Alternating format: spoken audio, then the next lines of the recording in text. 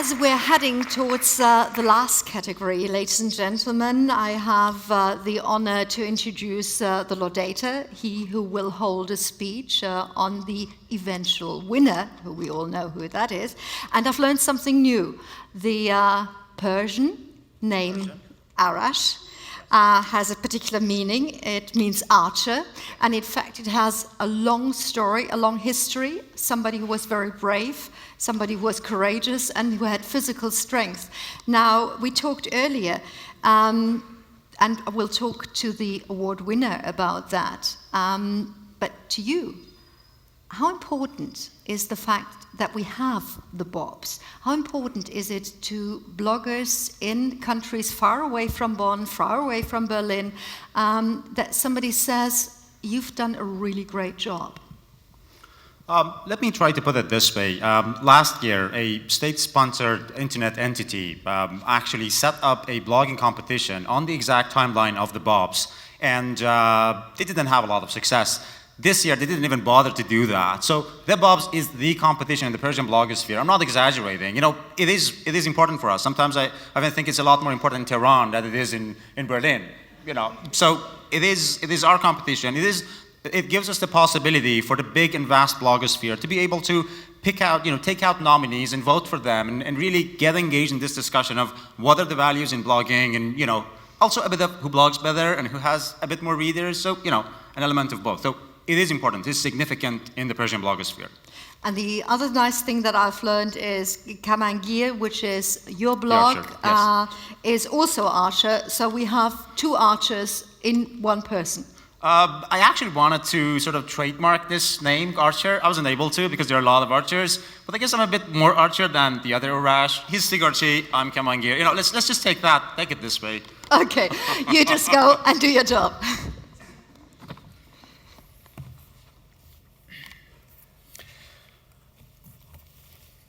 Over the past few years, we've gotten accustomed to the idea of bloggers and online activists changing the world. A sound within us, however, has kept cautioning us on the hazards of mature, sober journalists being replaced by groups of excited iPhone-carrying youth who are the newsmakers and the news reporters, both at the same time. Moreover, many journalists still think twice when wanting to utilize the blogosphere. While we've been dealing with these dilemmas, small groups of journalists and online activists have been meeting at the middle. These are the journalists who blog and the bloggers who have educated themselves and others in the art of journalism. Arash Sigarchi is one of these individuals. He has the skills and the spontaneity that a blogger needs, and at the same time, he is capable of providing a sober, objective analysis as journalists are trained to do. We acknowledge Arash for his contributions to objective citizen journalism and for his efforts in strengthening the bridge between citizens and journalists. For us, Arash is an exemplary citizen journalist. For this very reason, the BOBs jury awards Arash in the best blog category. But, ladies and gentlemen, this is not about an award given in a German city to an individual living in Washington, D.C. Arash was also the recipient of most public votes alongside the Lebanese blog. The BOBs has always been an important event in the Persian blogosphere, and thus we find this a significant achievement for Arash to have been able to win the public vote in the most exciting competition in the Persian blogosphere. Arash Sigarchi is currently based in Washington, D.C. He started his blog Window of Anguish when he was the editor of a newspaper in Gilan province back in Iran about 10 years ago. He was arrested in 2004 and was sentenced to 14 years in prison in relation with his activities as a journalist and a blogger. The sentence was later reduced to 3 years in the appeal court. This was not the end to Arash's struggle. His younger brother Ashkan was killed in a car accident while traveling to see him in prison. Arash was subsequently diagnosed with tongue cancer, for which he had to undergo treatment outside prison. When summoned to prison at the end of his treatment, Arash utilized the possibility and fled to the US. Arash has been working in Voice of America as a TV anchor, reporter, and producer since 2009. The difficulties imposed on Arash by the Iranian regime did not stop him from continuing his activities as a blogger. As a result, Arash's blog is well read in the Persian blogosphere. He has been able to carry his skills as a trained journalist into the realm of blogging. The social and political conflict in Iran is no secret to anyone in this room.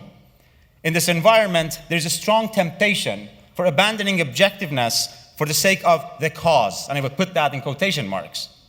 Irash's sobriety and objectivity has been an asset in this environment. Ladies and gentlemen, here is the Iranian blogger Arash Zigarchi, the winner of Best Blogs, DW World, TheBOBs. Thank you very much. You've seen the film, now you can see the man.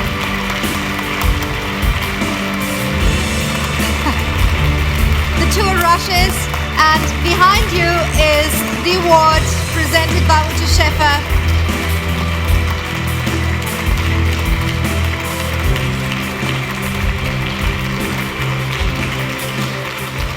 Of course, that's what I'm there for. I can even just hold the microphone. Thanks. It's like Academy Award, but there is no red carpet. Blue carpet, I like that. Anyway, I want to thank you, everybody, especially jury and also Deutsche Welle. Many people, my Facebook members said thank you because fortunately, as always, Deutsche Welle count all votes. You know, in Iran, we have a problem with counting votes. In 2009, many Iranian votes to reformist candidates, but I don't know why government doesn't know how they can count votes. Let's thank you for everybody to choose this award for me. Thank you. Thank you so much. Don't run away.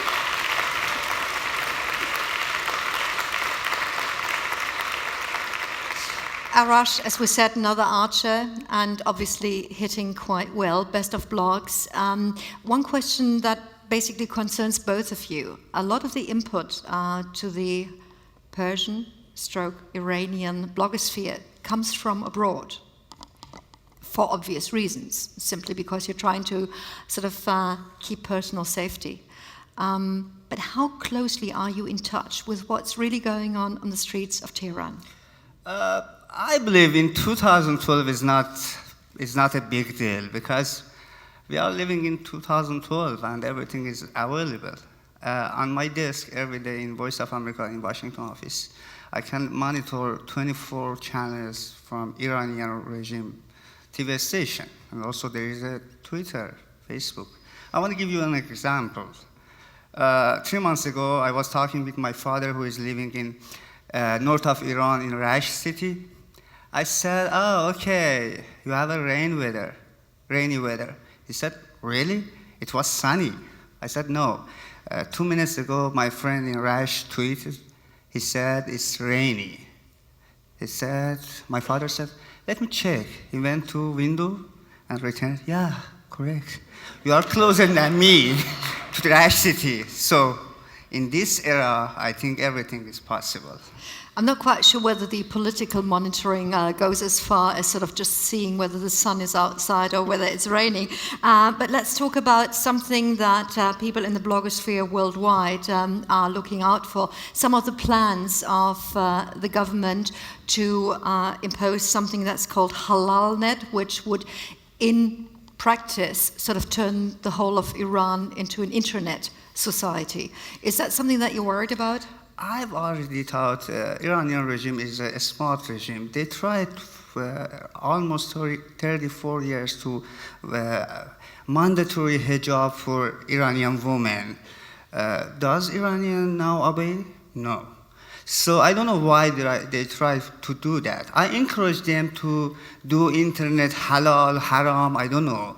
But I believe Iranian, a smart technician will pass this kind of technology. For example, they would able to stop me. They arrested me in 2005. They sentenced me to 14 years. They couldn't stop me. I'm just an example. Other people are in the jail. I can mention a lot of names in this salon. For example, Masoud Bastani, my colleague. He's a journalist and blogger. He's sentenced to 8 years. He's 3 years in jail. Ahmad Zaidabadi, Bahman Ahmadi Amwi, and a lot of other people I know, Reporters Without Borders are acknowledge about them. But they can't stop us. We will continue. And yet it does take courage. Thank you very much. Keep up the courage, all of you. And with that, don't run away, because you're going to be our central point for what we need at the end of a wonderful ceremony. Ladies and gentlemen, we present all the award winners. Would you please come back? Don't run away, don't run away. Keep your award, yes, in the middle, and have them all around you. All the award winners in the middle. And then all around, everybody who's been sort of instrumental in this ceremony, Ute, please join the picture. All the wonderful ladies and gentlemen. Yeah, and photographers, please take care of each other. Ladies and gentlemen, with this beautiful picture of everybody getting flowers and everybody having their awards, all I can say is we have another wonderful day again tomorrow on Wednesday. We're going to kick off at 9:30. But I know for those of you who are interested, you can actually grab probably a glass of wine or something to drink and bite to eat, and certainly great conversations at the reception, which is like 10 minutes away from here. On foot, you will find sort of everybody that will walk over there to the museum site, and you will find your way. Have a wonderful evening, have great conversations, do wonderful networking, and see you again in good form tomorrow morning. And again, one more applause for all our awardees.